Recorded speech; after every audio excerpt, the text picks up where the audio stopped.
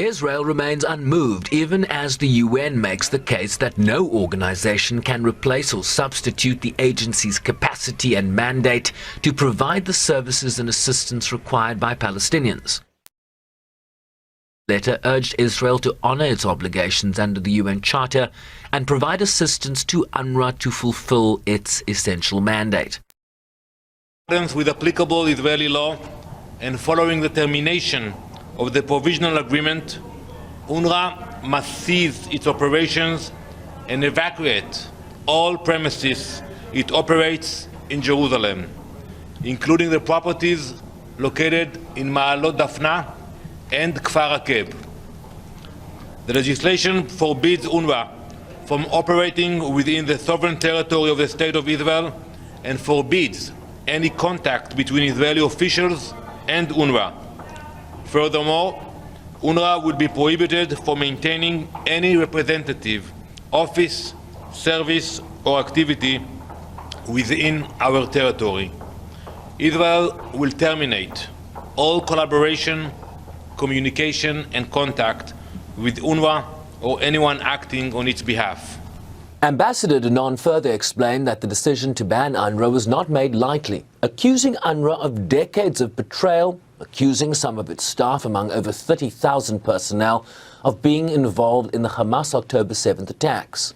After an investigation, the UN said 9 staff members may have been involved and fired them, while a Hamas commander killed in Lebanon in September was also linked to the agency.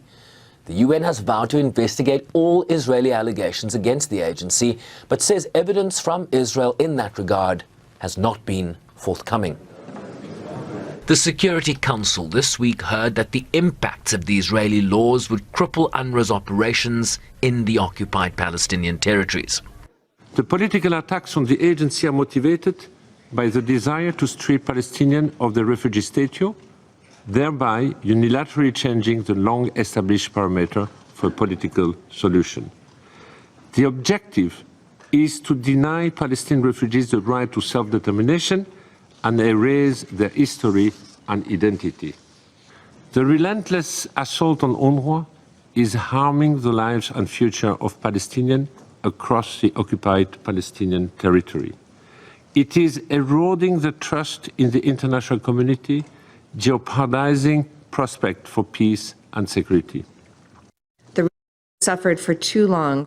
While there was broad support for UNRWA in the Council meeting, it was the United States that expressed support for Israel's sovereign decision to close UNRWA's offices in Jerusalem.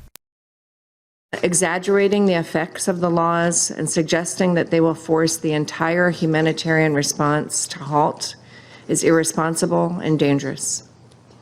What is needed is a nuanced discussion about how we can ensure that there is no interruption in the delivery of humanitarian aid and essential services.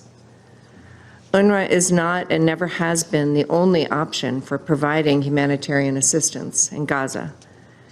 Many other agencies have experience and expertise to do this work and have done this work.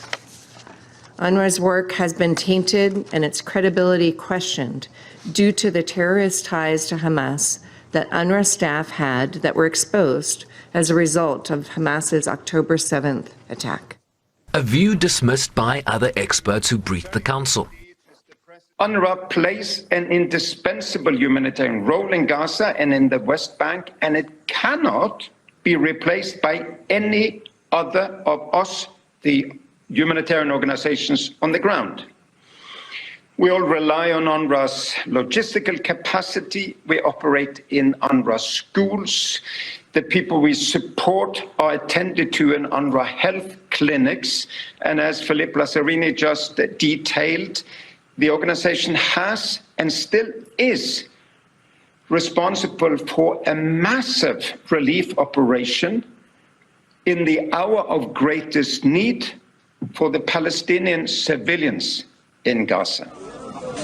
Palestinian envoy argued that the ban was part of Israeli efforts to end the refugee problem and their right of return to occupied lands. Israel has been attacking UNRWA long before October 7, and at that time it did not try to conceal its objectives. It wanted to end the refugee problem, to erase rights that cannot be erased, that are inalienable. UNRWA has a humanitarian and development mandate from the General Assembly to provide assistance and protection to Palestinians, including education, health and social services, pending a just and lasting solution to their plight. Sherman Bryceby's SABC News, New York.